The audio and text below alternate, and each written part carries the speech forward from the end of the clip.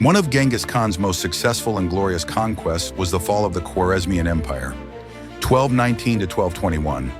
This campaign stands out because of its sheer scale, speed, and the way Genghis turned betrayal into an unstoppable force of retribution.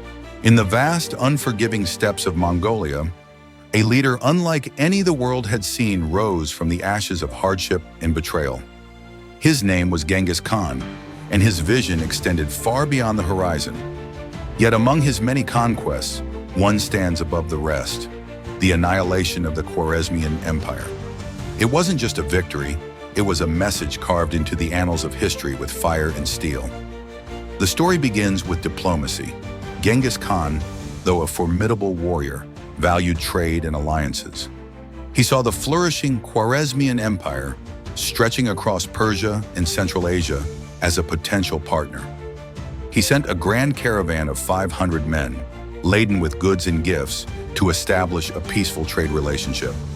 But the Shah of Khwarezm, Alauddin Muhammad, mistook this gesture for a trick. Paranoia whispered in his ear, and the entire caravan was seized, the merchants executed as spies. Genghis Khan, ever patient, gave the Shah a chance to make amends. He dispatched 3 esteemed envoys to negotiate peace. The Shah, blinded by arrogance, not only dismissed the offer, he humiliated the Mongols further by having one ambassador executed and the others mutilated. This wasn't merely an insult, it was a declaration of war. The great Khan's wrath was swift and absolute. He assembled his vast horde, an unstoppable force trained for mobility, precision, and merciless efficiency. He divided his army into 3 colossal columns, each with a deadly purpose. His trusted generals, Subutai and Yebi, led 2 wings while Genghis commanded the heart of the invasion. The Mongol forces moved with unnatural speed, crossing mountains, deserts, and rivers faster than the Shah could fathom. First to fall was the mighty city of Bukhara. The Mongols stormed its walls, overwhelming defenders who barely had time to sound the alarm. Once inside, Genghis gathered the trembling citizens in the Grand Mosque. "You have sinned," he declared, his voice like a storm. "I am the punishment of God. If you had not committed great sins, God would not have sent a punishment like me upon you." The city was purged, resistance was crushed, but those who surrendered were spared, a hallmark of Genghis's brutal yet calculated mercy. He wanted survivors to spread tales of his wrath. Next came Samarkand, the jewel of the empire, guarded by a garrison of 110,000 men. Genghis feigned retreat, drawing the defenders out.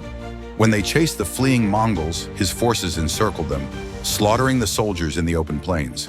The city's remaining forces were no match for the Mongol wave that followed. Genghis's strategy wasn't just brute force, it was psychological warfare. Prisoners were released to tell of his unstoppable might.